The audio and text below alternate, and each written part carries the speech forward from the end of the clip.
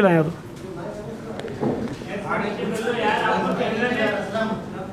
जी बिस्मिल्लाहिर्रहमानिर्रहीम।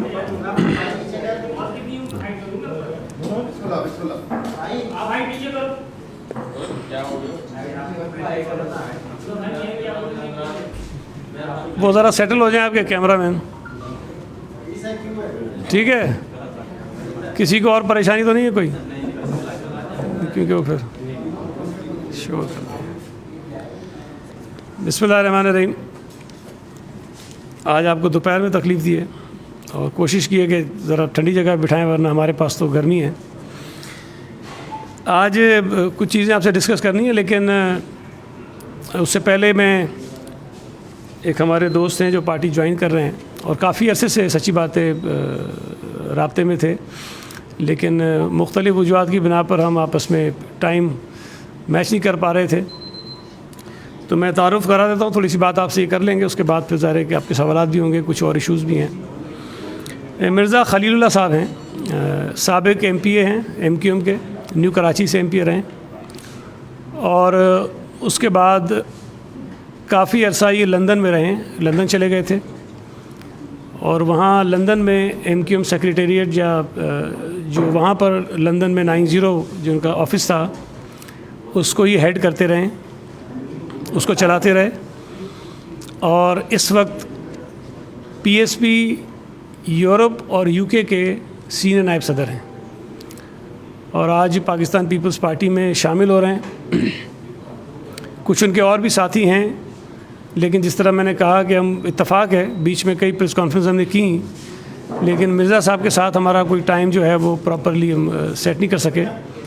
तो आज मैंने मुनासिब समझा कि मिर्ज़ा साहब की ज्वाइनिंग कराएं और उसके बाद आइंदा फिर इनके तवस्सुत से जो और दोस्त इनके हैं MQM के और PSP के, उनको हम पार्टी में शामिल करवाएंगे। तो मिर्ज़ा खलीलुल्लाह साहब ज़ाहिर है, जिस तरह मैंने आपको बताया, साबिक़ MPA भी रहे, लेकिन तंजीमी काम काफ़ी किया है इन्होंने, तो तंजीमी तौर पर काफ़ी इनका तजर्बा है। और मैं पाकिस्तान पीपल्स पार्टी कराची के सदर के तौर पर इनको खुशामदीद कहता हूँ। और जिस तरह और हमारे दोस्त जो MQM से आए, PSP से आए या दीगर जमातों से आए, उन्होंने पार्टी में शमूलियत के बाद अपने ज़रिए से और लोगों को पार्टी की तरफ राग़िब किया और पार्टी में शमूलियत के लिए उनको तैयार किया। तो मुझे उम्मीद है कि मिर्ज़ा खलीलुल्लाह साहब जो MQM में काफ़ी अरसा रहे हैं, बड़े पुराने उनके कारकुन थे, मैं बता दूँ 93 में MPA थे उनके ये, और इनके भी काफ़ी वहाँ राब्ते हैं।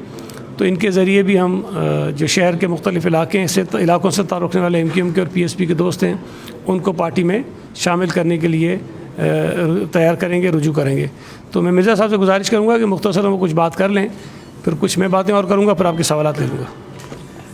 जी, बहुत शुक्रिया सैयद गनी भाई, और तमाम पीपल्स पार्टी के दोस्तों का बहुत बहुत शुक्रिया जिन्होंने यहाँ मुझे वेलकम किया है।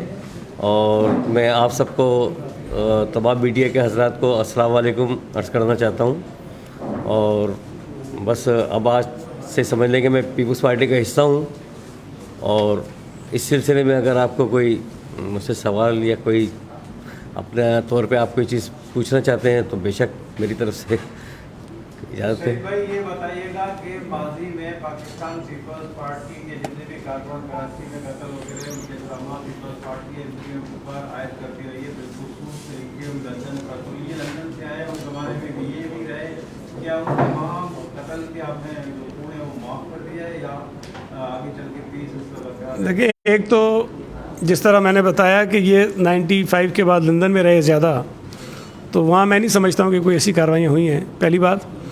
दूसरी बात यह है कि शहीद मोहतरमा बेनज़ीर भुट्टो साहिबा ने एक मरतबा बड़ा वाज़ेह तौर पर कहा था, जब ये कराची में दहशतगर्दी के वाक़यात हो रहे थे, ऐसे लोग हैं उनके साथ हम बातचीत करते रहेंगे और उनसे रब्ता रखेंगे।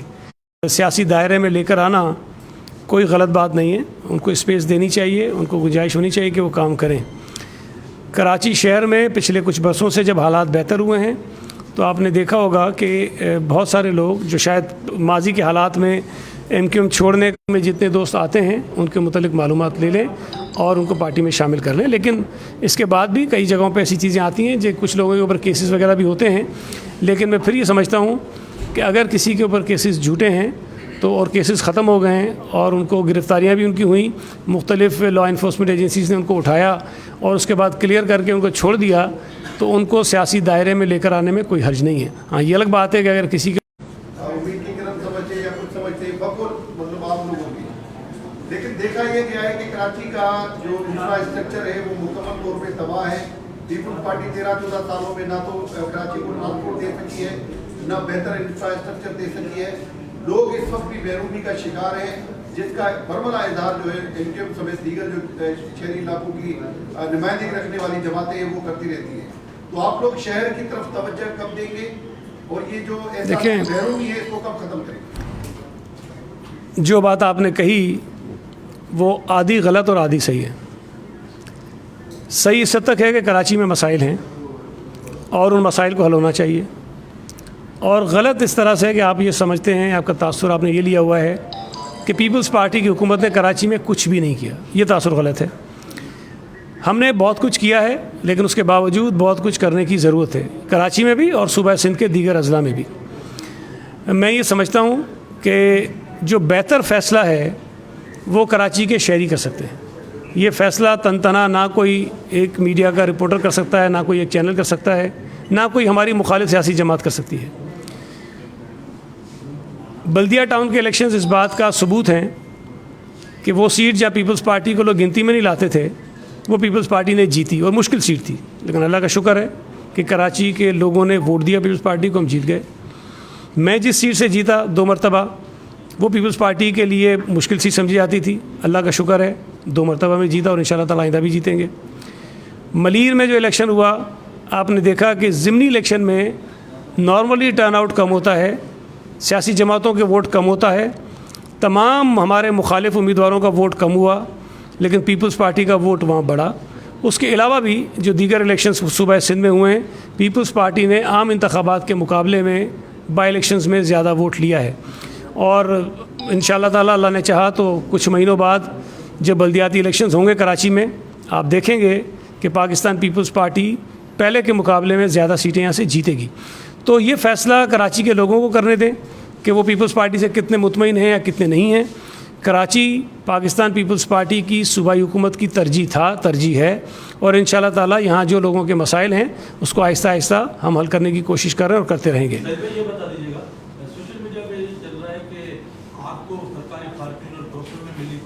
क्या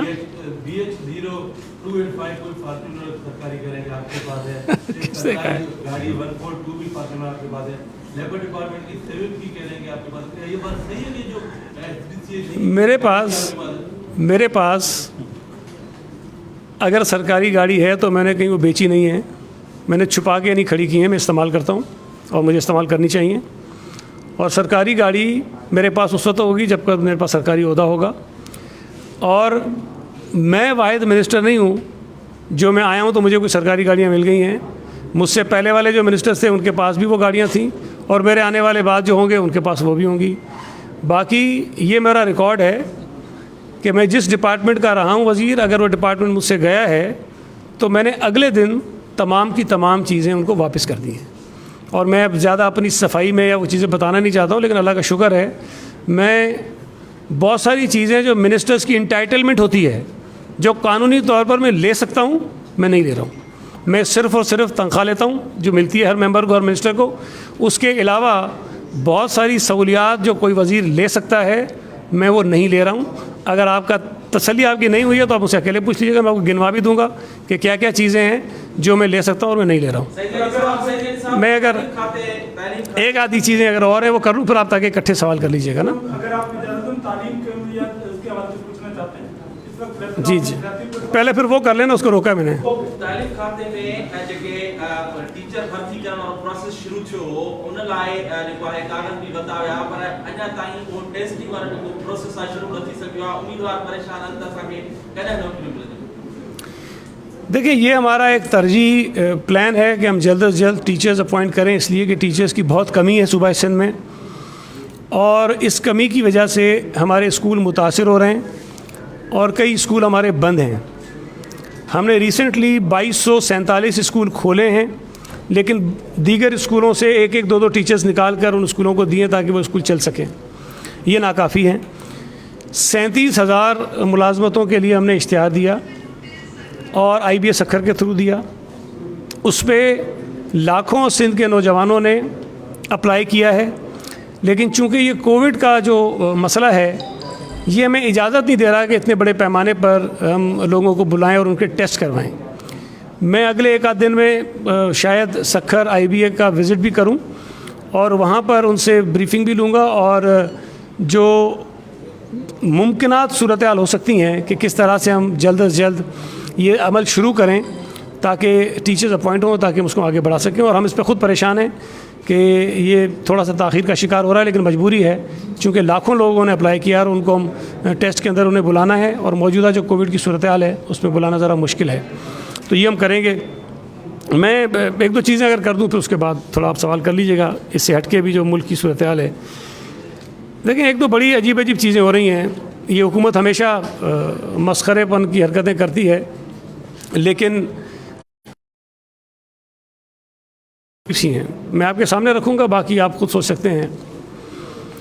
चीनी के क्राइसिस आए, चीनी का बहरान हुआ, चीनी की कीमतें बढ़ गईं, तो वफाकी हुकूमत ने एक कमीशन बनाया और उसको ये कहा कि आप इसकी तहकीकात करें कि चीनी की कीमत में इजाफा क्यों हुआ है। मैं अभी वीट पे नहीं जा रहा हूँ, मैं पेट्रोल पे नहीं जा रहा हूँ, मैं बाकी चीज़ों पे नहीं जा रहा हूँ, मैं गैस की कीमतों में इजाफे पे नहीं जा रहा हूँ, लेकिन चीनी पर एक कमीशन बनाया। उस कमीशन की रिपोर्ट आई और किसी शख्स के ख़िलाफ़ कोई कार्रवाई नहीं हुई। तो जब सवाल उठाया गया हमारी जानिब से भी, मीडिया की जानिब से भी, कि जनाब क्यों इस पर कोई गिरफ़्तारी नहीं हुई, कार्रवाई नहीं हुई, तो हुकूमत के जो 300 तर्जुमान हैं उन्होंने बताया कि जनाब इसका एक फ़ॉरेंसिक हम करवाएंगे अभी मज़ीद, और वो FIA करेगी और उसके बाद फिर हम इसमें कार्रवाई भी करेंगे लोगों के ख़िलाफ़। चले जी, FIA ने वो फ़ॉरेंसिक भी शुरू किया और पता नहीं कितने महीने कितने साल लगा के वो काम भी मुकम्मल किया, और फिर उसके बाद पता चला कि अब कार्रवाई होगी, लेकिन फिर भी किसी पे कार्रवाई नहीं हुई। फिर एक हम ख्याल ग्रुप बन जाता है और हम ख्याल ग्रुप के दबाव में आकर वज़ीर आज़म ने अपनी पार्टी के एक सेनेटर को ये कहा कि आप इनकी बात सुने और आप फ़ैसला करें कि ये लोग गुनहगार हैं कि बेगुनाह हैं। अब ये तमाशा नहीं है कि कमीशन बना, उसकी रिपोर्ट आई, फिर FIA ने फ़ॉरेंसिक कर लिया, उसकी रिपोर्ट आई। अब PTI का एक सेनेटर जो है वो रिपोर्ट देगा कि ये कमीशन की रिपोर्ट, ये फ़ॉरेंसिक रिपोर्ट, ये सही है कि गलत है, और जिन लोगों के ख़िलाफ़ FIR हो रही हैं या थोड़ी बहुत जो कार्रवाई होने का इम्कान है वो सही है कि गलत है। तो उस रिपोर्ट का इंतज़ार हो रहा है जो सनद देगा फ़ॉरेंसिक रिपोर्ट को भी और जो इंक्वायरी पे शुगर का कमीशन बना था उसको भी। मैं ये समझता हूँ कि इससे बड़ा मजाक जो है वो हो नहीं सकता कि अब आपकी पार्टी का सेनेटर तय करेगा कि जनाब हमें इस पर कार्रवाई करनी चाहिए या नहीं करनी चाहिए, ये लोग गुनहगार हैं या बेगुनाह हैं। फिर दूसरी आपको मिसाल दूँ, अभी बड़ी बगलें बजाई जा रही हैं कि GDP ग्रोथ जो है वो 3.9% से भी ज़्यादा हो गई है। अल्लाह करे ये 10% हो, अल्लाह करे ये 15% हो। GDP ग्रोथ अच्छी होगी, मुल्क की मईशत अच्छी होगी, लोगों को रोज़गार मिलेगा, जो महंगाई का अजाब हमसे उतरेगा, एक हालात मुल्क के बेहतर होंगे। हर शख्स चाहता है, आप भी चाहते हैं, मैं भी चाहता हूँ, अल्लाह करे कि ये बातें सही हों और इससे ज़्यादा बेहतर हो जाए। लेकिन समझ में ये बात नहीं आती कि मार्च में जब सेनेट के इलेक्शन हो रहे थे तो हफीज़ शेख साहब को सेनेट का इलेक्शन लड़ाया जा रहा था इसलिए कि उनको सेनेटर बनाएंगे और उसके बाद उनको वज़ीर ख़जाना बनाएंगे, क्योंकि वो बहुत अच्छा काम कर रहे थे। बदकिस्मती से वो सेनेट का इलेक्शन हार जाते हैं, वहाँ से फारिग हो जाते हैं, लेकिन उनको कंटिन्यू करते हैं। फिर अचानक एक दिन जो है पता चलता है, ग़ालिबन अप्रैल के महीने में शायद, कि हफीज़ शेख जितना नालायक आदमी तो कोई नहीं है। उसकी वजह से मुल्क में महंगाई है, उसकी वजह से मुल्क की मईशत बर्बाद हो गई है, लिहाजा उनको फारिग करो। और शौकत तरीन साहब को जो है उन्होंने ख़जाना का जो कलमदान है वो दे दिया और कहा कि जी अब आप मईशत को भी ठीक करें, महंगाई को भी कम करें। अब जो ये बता रहे हैं कि जी GDP की ग्रोथ 3.9% हो गई है, और जो डेटा बता रहे हैं वो डेटा सारा हफीज़ शेख के दौर का है। जिस आदमी को इन्होंने नाअहल होने की बुनियाद पर और ज़िम्मेदार ठहराते हुए कि महंगाई का ज़िम्मेदार है, मईशत की बर्बादी का ज़िम्मेदार उसका ज़िम्मेदार है, उसको निकाल दिया। और उसके बाद अचानक से जो है वो ग्रोथ 4% आ गई सामने, और अब ये जो है वो बकले खुद बजा रहे हैं। मेरा तो मुतालबा है कि मौजूदा हुकूमत हफीज़ शेख को वापस लेकर आए, उससे माफ़ी मांगे कि भाई हमने तुम्हें खामखाई नालायक नाअहल कह दिया, असल तो नालायक हम थे जो तुम्हें पहचान नहीं सके, तुम तो बड़े ज़बरदस्त काम कर रहे हो, और उनको दोबारा से लगाएं। वरना मुझे समझ नहीं आ रही बात, मैं तो सीधा सा आदमी हूँ, आम सा आदमी हूँ, लेकिन मायने कि जी हमारी मईशत माशाल्लाह अच्छी तरह आगे बढ़ रही है। ये एक बड़ी अजीब सी बात हुई। फिर अभी मैंने वो देखा एक छोटा सा, वो वज़ीर आज़म जो टीवी पे आजकल बैठते हैं, लोगों के रिकॉर्डेड फ़ोन सुनते हैं, उसमें उन्होंने कहा कि भारत से इस वक्त ताल्लुकात नॉर्मल करना जो हैं वो कश्मीरियों के साथ दगाबाजी होगी, और उनके साथ हमें ताल्लुकात उस वक्त ठीक नहीं करने चाहिए जब तक कश्मीर में हालात ठीक नहीं हो जाते। जो मज़ालिम कश्मीरियों पर भारत कर रहा है वो ख़त्म नहीं होते। बात ठीक। इमरान खान ने एक समरी मंजूर करते हुए भारत से तिजारत करने की इजाज़त दी। वो तो अल्लाह भला करे वज़ीर आज़म इमरान खान का, जिसने वज़ीर तिजारत इमरान खान की समरी को मुस्तरद किया काबीना में, और बड़ी हैरत का इज़हार किया कि वज़ीर तिजारत इमरान खान ने ऐसी समरी कैसे मंजूर कर ली जो कश्मीरियों के साथ जब तक भारत का जुल्म जो नहीं होनी चाहिए थी। तो मैं ये मुतालबा करता हूँ वज़ीर आज़म इमरान खान से कि वो वज़ीर तिजारत इमरान खान के ख़िलाफ़ भी कार्रवाई करें, उसको बरतरफ करें, इसलिए कि उसने भारत के कश्मीरियों पर होने वाले मज़ालिम की मौजूदगी में वज़ीर तिजारत इमरान खान की सूरत में वज़ीर आज़म इमरान खान को एक समरी भेजी जिसमें भारत से तिजारत करने की सिफारिश की गई थी। तो ये बड़ी अजीब सी सूरत हाल है कि एक मुल्क का वज़ीर तिजारत इमरान खान उस मुल्क के वज़ीर आज़म इमरान खान की पॉलिसी के ख़िलाफ़ समरी मंजूर करता है और रिकमेंडेशन भेजता है कैबिनेट को कि जनाब आप जो हैं भारत से तिजारत को बहाल कर दीजिए। ये बड़े जो अजीब अजीब मजाक हैं वो पीटीआई की नालायक नाअहल हुकूमत के होते हुए ही हो सकते हैं कि एक वज़ीर ख़जाना को बरतरफ करते हैं इसलिए कि उसने हालात ख़राब किए हैं, फिर उसी के दौर में पता चलता है कि जी माशाल्लाह इतनी ग्रोथ हो गई जीडीपी की हमारी। फिर ये भी इसी दौर में होता है कि भारत से तिजारत करने की समरी वज़ीर आज़म ख़ुद मंजूर करते हैं, फिर ख़ुद ही बताते हैं कि जनाब भारत से ताल्लुकात हमारे जो हैं वो ठीक नहीं होने चाहिए। फिर ख़ुद ही शुगर कमीशन बनाते हैं जिसमें वज़ीर आज़म पर भी उंगलियाँ उठती हैं। वज़ीर जो इनके वो थे जो अरस्तु हैं इनके असद उमर साहब, उन पर भी उंगलियाँ उठती हैं, लेकिन फिर फॉरेंसिक होती है, फिर फॉरेंसिक के बाद अली ज़फ़र साहब फैसला करेंगे कि वो बातें ठीक थी कि नहीं थी। तो मेरा ख़्याल है कि ये इस किस्म के जो भोंडे मजाक हो रहे हैं वो बड़े अजीब से हैं। दुनिया में तमाशा बनता है, मुल्क में तमाशा बनता है, और ऐसे नालायक लोगों के ख़िलाफ़ उनको कार्रवाई करनी चाहिए। फिर अभी वज़ीर आज़म ने बताया कि चाइना की गाय जो है पाकिस्तान की गाय से ज़्यादा दूध देती है।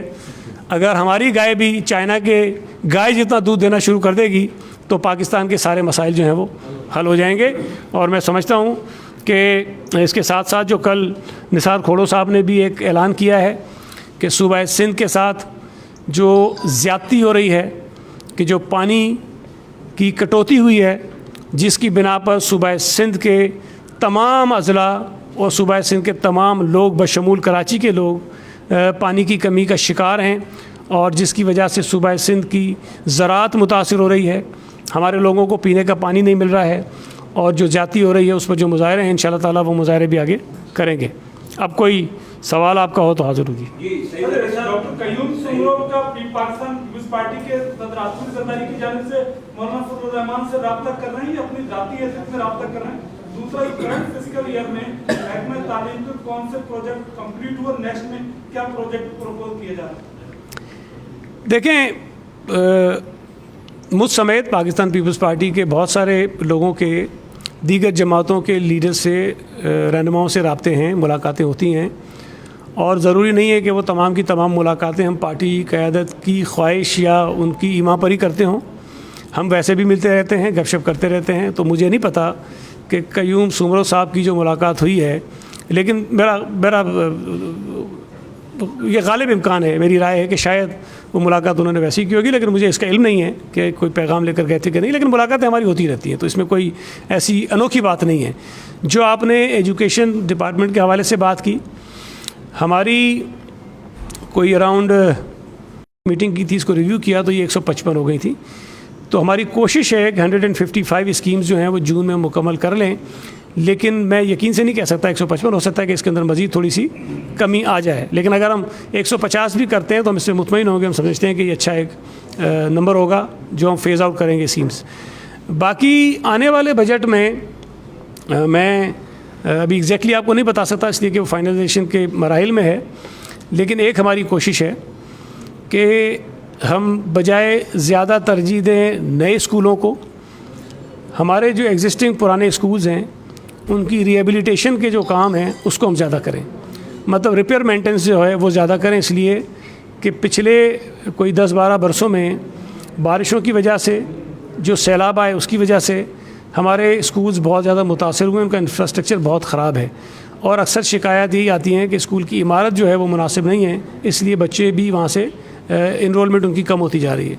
तो इस बजट में हमारी कोशिश होगी कि हम एक ख़तीर रकम रखें अपनी रिहेबिलिटेशन के मद में, ताकि ज़्यादा से ज़्यादा जो हमारे पुराने स्कूल्स हैं उनकी इमारत को हम ठीक कर सकें। जी सैयद गनी साहब, छोटे-छोटे से 2 सवाल हैं। एक सवाल तो ये बता दें कि बड़ा इबाम है, दीगर सूबों ने इम्तिहानात की डेट का भी अनाउंस कर दिया है, KPK ने कर दिया, पंजाब भी कर रहा है, सिंध में अभी तक कुछ नहीं हुआ। ये बता दें स्कूल कॉलेज कब खुलेंगे और मैट्रिक के इम्तिहानात कब शुरू होंगे। दूसरा एक सवाल ये है कि आप प्राइमरी एजुकेशन में तो अपॉइंटमेंट करने जा रहे हैं टीचर्स के बाद या सेकेंडरी में, लेकिन जो कॉलेज एजुकेशन है उसमें भी बहुत वैकेंसी है, उसको कब फिल करें? देखें, पहली बात जो आपने पूछी तो उस पर मैं अर्ज़ कर दूं कि सूबा सिंध का पहले से ही ये प्लान था कि हमारी 9वीं 10वीं 11वीं 12वीं जमात के जो एग्ज़ाम्स हैं वो जुलाई के महीने में होंगे। बाकी सूबों का मुख्तलिफ था, वो पहले कर रहे थे इसलिए उनको परेशानी हुई और वो उसको रीशेड्यूल कर रहे हैं। हमारा प्लान अभी तक जो है वो जुलाई के महीने का ही है और इंशाल्लाह ताला अल्लाह ने चाहा तो ये कोविड की सूरत हाल कुछ बेहतर हो जाएगी और हम इस पोजीशन में होंगे कि हम जुलाई के महीने में ये एग्ज़ाम्स करवा लें। थोड़ा सा दिन आगे पीछे हो सकते हैं, वो हम कुछ दिनों में बता देंगे, लेकिन हमारा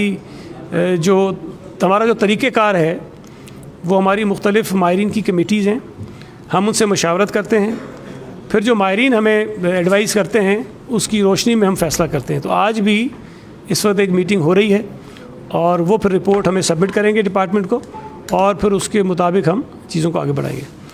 जो दूसरा आपका सवाल था, तो मैं आपसे अर्ज़ कर दूँ कि अभी रिसेंटली कुछ अर्सा पहले सिंध पब्लिक सर्विस कमीशन ने लेक्चरर्स की अपॉइंटमेंट के लिए भी टेस्ट लिए हैं और वो मरहलावार आगे बढ़ रहे हैं और इंशाल्लाह ताला वो जैसे ही मुकम्मल होता है अमल तो हमें नए लेक्चरर्स भी काफ़ी मिल जाएंगे, लेकिन उसके बाद भी काफ़ी कमी है और हमारे लिए प्रॉब्लम ये है कि 17 ग्रेड की जो पोस्ट होती हैं वो हम सिंध पब्लिक सर्विस कमीशन के ज़रिए पुर करने के पाबंद हैं। तो जो सिंध पब्लिक सर्विस कमीशन का अमल है, जो तरीक़ेकार है, उसमें काफ़ी वक्त लग जाता है और इसलिए उसमें ताख़ीर भी होती है। अब तो खैर अदालतों के कुछ फ़ैसले भी आए हैं जिसकी बिना पर पब्लिक सर्विस कमीशन के ऊपर कुछ उन्होंने रिस्ट्रिक्शंस भी लगा दी हैं, जिसकी वजह से शायद मज़ीद ताख़ीर हो जाएगी, लेकिन कोशिश हमारी है कि हम जल्द से जल्द उसमें अपॉइंटमेंट कर लें, दोनों साइडों पे, चाहे प्राइमरी हों, चाहे सेकेंडरी हों, चाहे वो हायर सेकेंडरी स्कूल्स वगैरह हों, अपने कॉलेजेस हों, उसमें हम कर लेंगे। एग्ज़ाम्स की बात कर रहे हैं, वो मैं आपको बताया ना, अभी हम एक आध दिन में इंशाल्लाह ताला अनाउंस करेंगे सारा शेड्यूल उनका। एक मिनट अरबाब कर ले, फिर आप कर लो। जी जी जी जी जी जी जी जी मेरा आप दोनों से सवाल है। आपसे सवाल ये है कि जिससे उनके रहनुमा को आपने शमूलियत कराई, उसी यानी साबित और इस वक्त का जो रहनुमा है ख्वाजा आज़ाद, वो आप पर सवाल जी। देखें, एक तो मैं ये समझता हूँ कि हुकूमत ने जो भी कुछ सख्त फ़ैसले किए जिससे लोगों को मुआशी तौर पे नुकसान पहुँच रहा है, वो खुशी से नहीं किए और बड़ी एक मुश्किल सूरत हाल का सामना करते हुए किए हैं। इसलिए कि अगर कोविड की सूरत हाल ख़राब होती है तो हमारे ही सूबे के लोग, हमारे ही शहर के लोग उसकी जद में आते और फिर शायद नुकसान ज़्यादा होता, मईशत का भी नुकसान होता, सेहत का भी नुकसान होता। तो हुकूमत ने जो फ़ैसला किया वो कोई अनोखा, अनहोना, अजीब सा फ़ैसला नहीं था। दुनिया भर में ये फ़ैसले हुए हैं। पंजाब में भी जब इन्फेक्शन रेट बढ़ गया था तो लाहौर समेत बड़े बड़े शहरों में बिल्कुल कर्फ्यू की सूरत हाल पैदा की गई। वहाँ लोगों के ख़िलाफ़ सख्त कार्रवाइयाँ की गई जिन्होंने हुकूमती अहकामात को फॉलो नहीं किया। लेकिन आपने देखा कि उन सख्त फ़ैसलों के नतीजे में लाहौर समेत पंजाब के कई शहरों में जो कोविड की सूरत हाल थी वो कंट्रोल में आई। तो अगर सूबा सिंध में भी जब कराची में ख़ास तौर पे, हैदराबाद में ख़ास तौर पे और फिर तीसरे नंबर पे सक्खर में नंबर्स बढ़ने लगे तो या तो हुकूमत आंख बंद किए बैठी रहती या फिर ये कि कुछ सख्त फ़ैसले करती जिसकी वजह से हम कंट्रोल करने की कोशिश करते। सूबा सिंध की हुकूमत ने पिछले 10-12 दिनों में जो कुछ सख्त फ़ैसले किए हैं उसकी बिना पर आपका जो इन्फेक्शन रेट था वो कम हुआ है। अगर आप वो ग्राफ देखें, जब ईद के तकरीबन एक हफ़्ते बाद 2 दिन ऐसे गुजरे हैं जब सूबा सिंध में इन्फेक्शंस का जो नंबर है वो 2000 को हमने क्रॉस किया था। और पिछले साल जब ईद के बाद 3000 का नंबर हमने क्रॉस किया था वो ईद के 15 दिन बाद किया था। और यहाँ ईद के 10 बल्कि 7-8 दिन बाद हमने 2000 के नंबर को जाके टच किया। तो ये परेशानी की बात थी कि अगर मज़ीद 7-8 दिन हम इंतज़ार करते हैं तो शायद वो जो हाईएस्ट नंबर था सिंध में किसी वक्त 3000, हम उसको भी कहीं क्रॉस ना कर जाएं। तो सख्त फैसले किए गए। उसके बाद आज जब आप नंबर देखेंगे तो नंबर्स 1500 से नीचे आ गए हैं। कभी 900 होते हैं, कभी 1000, कभी 1100 और कभी 1400 के दरमियान वो रहे हैं। तो जो इक़दामात हमने किए हैं उसके मस्बत नताइज आ रहे हैं सामने। अगर हमारे कराची के शहरी ख़ास तौर पर जिन आप ताजरों का जिक्र कर रहे हैं या सूबा सिंध के तमाम वो लोग जिनके बिजनेसेस मुतासिर हुए हैं, कारोबार मुतासिर हुए हैं, अगर थोड़ा सा और उस पर वो बर्दाश्त कर लेंगे इसको तो मुझे उम्मीद है कि ये नंबर हमारा काफ़ी नीचे आ जाएगा और उसके बाद फिर ज़ाहिर है कि तमाम चीज़ें हम आराम से आगे बढ़ा सकते हैं। तो अगर मुआशी तौर पर किसी को नुकसान पहुँचा है तो वो ज़रूर पहुँचा होगा, मैं उसे इनकार नहीं करता। लेकिन हुकूमत ने ये फ़ैसले ना चाहते हुए किए हैं और ये मजबूरी में किए थे। अगर उसको कोई हमारी सियासी मुखालिफ जो हैं उसको एक्सप्लॉइट करना चाहते हैं, लोगों के जज्बात से खेलना चाहते हैं, उसको अपनी पॉलिटिकल पॉइंट स्कोरिंग के लिए इस्तेमाल करना चाहते हैं, तो ये मैं समझता हूँ कि ये कराची के ख़ास तौर पे जो वो लोग जिनकी ये नुमाइंदगी का दावा करते हैं उनके ये हमदर्द नहीं हैं। खुदा न खास्ता कराची में अगर कोविड ज़्यादा फैलता तो वही लोग कोविड का ज़्यादा निशाना बनते, शिकार बनते, जिनकी नुमाइंदगी का ये दावा करते हैं और जिनके ये इस वक्त जिनकी आवाज़ बनकर सामने आ रहे हैं। एक सेकंड ज़रा मैं सवाल कर लें। आपसे सवाल ये कि आप यहाँ भी रहे, लंदन भी रहे, क्या लंदन में कोई सियासत की जा सकती है या वहाँ से आए? लंदन के हालात क्या हैं? जी देखिए, अगर आप लंदन की जिस तरफ आप इशारा कर रहे हैं सियासत का कि सियासत हो सकती है, क्या हो सकती है, वो अभी आप एक मखमसे का शिकार है पूरी क़यादत से लेके और वो पार्टी तक जिसका ताल्लुक़ सिर्फ लंदन कहलाता है। और जहाँ तक आगे बात रही जो वहाँ के लीडर हैं उनकी जो हरकत हैं और जिस तरीके से वो वीडियोस वायरल करते हैं, चीज़ें वायरल कर रहे हैं, उससे आप बखूबी उनकी जहनी अप्रोच का अंदाज़ा कर सकते हैं कि वो आजकल जहनीत के किस मराइल में हैं। बड़े दुख के साथ हमें कहना पड़ता है कि हम उनके साथ 30-35 साल रहे, उनको सपोर्ट भी करते रहे, उनकी जस्टिफिकेशन भी देते रहे, लेकिन किसी भी चीज़ की कोई हद होती है। जब वो हद हो गई तो पूरी दुनिया ने देख ली। और यहाँ पीपल्स पार्टी में मेरा आने का मकसद भी यही है कि शहरी और देही की जो तफरीक है उसको एक ख़त्म किया जाए। और ख़ास तौर पे जो कराची की यूथ है इस वक्त, जो एक बेचारी एक शिकार है कि हम क्या करें और बड़ा एक जहनी तौर पे परेशानी के आलम में है, उनके लिए ये एक बहुत अच्छी अप्रोच है कि पाकिस्तान पीपल्स पार्टी में ज़्यादा से ज़्यादा शामिल हों। और शामिल जब तक पीपल्स पार्टी में वो शामिल नहीं होंगे तो अपने मसाइल को किस तरीके से वो उजागर करेंगे।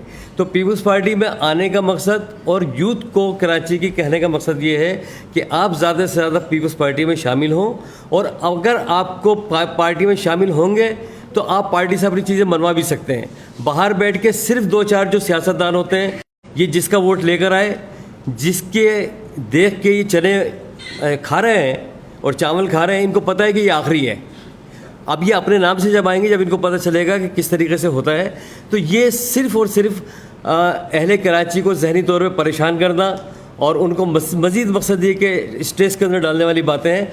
होना तो ये चाहिए कि सियासतदान जो है उसको सियासी रवायतों को बरकरार रखते हुए अपनी कौम को रिलीफ देना चाहिए, और कौम को रिलीफ जहाँ से मिलता है वहाँ से लेना चाहिए। माजी में ये होता रहा है कि तमाम मुंतखब होने वाली हुकूमतें पीपल्स पार्टी के साथ इत्तेहाद करती रही हैं। तो क्या सिर्फ वो वजारतों आने के लिए पीपल्स पार्टी बहुत अच्छी है, शामिल होने के लिए अच्छी नहीं है? मैं आपसे सवाल कर रहा हूँ। थोड़ी देर के बाद आपसे प्रेस क्लब में जो है सब ताजिर तंजीमें जो है प्रेस कॉन्फ्रेंस करने वाली है और वो खुद ब खुद कारोबारी जो मराकज़ हैं वो खोलने का ऐलान करने वाली है। तो ये सूरत हाल किस तरफ जा रही है और आप लोग कहाँ खड़े होंगे जब ये लोग खुद ब खुद अपनी दुकानें खोल के और लॉ एनफोर्समेंट जो इदारे हैं उनके सामने खड़े होंगे? एक तरफ दायरे ये जोर दिया जाएगा आपकी तरफ से कि बंद करें, वो कहेंगे भाई नहीं करते, तो ये खाना जंगी की तरफ सूरत हाल जाएगी, क्या होगा? देखें, एक बात तो जहन में रखें कि ये हमारी कोई लड़ाई नहीं है किसी के साथ, ना उनकी हमसे लड़ाई है ना हमारी उनसे लड़ाई है। कोई भी हुकूमत ये नहीं चाहती कि उनके सूबे में मुआशी सरगर्मियाँ कम हों या ना हों। सरगर्मियाँ ज़्यादा होंगी तो ज़ाहिर है कि सिंध हुकूमत के अपने रेवन्यूज़ भी बढ़ेंगे, फेडरल गवर्नमेंट के रेवन्यूज़ भी बढ़ेंगे और उसमें से ज़ाहिर है कि उसके हिसाब से हमें भी शेयर मिलेगा। तो ये जो सूरत हाल इस वक्त आप बता रहे हैं मेरे इल्म में नहीं है, अगर वो कोई बात ऐसी करते हैं तो हम देखेंगे क्या बात होती है। लेकिन बहुत सारी चीज़ें बातचीत के ज़रिए हमने माजी में भी हल की हैं और आइंदा भी अमल करेंगे। और मैं फिर कह रहा हूँ कि अगर कुछ सख्त फैसले किए भी हैं तो वो किसी को तकलीफ़ पहुंचाने के लिए नहीं, किसी को नुकसान पहुंचाने के लिए नहीं, बल्कि अपने सूबे के लोगों को एक वबा से, एक मर्ज़ से बचाने के लिए किए हैं। और मैं समझता हूं कि इसको हमारे जो ट्रेडर्स हैं वो भी अंडरस्टैंड करेंगे। और मुझे उम्मीद है कि ये हम इस हद तक जो आप कह रहे हैं खाना जंगी वाली सूरत हाल अल्लाह न करे वो पैदा नहीं होगी, ना पहले हुई है ना आइंदा होगी। बहुत शुक्रिया।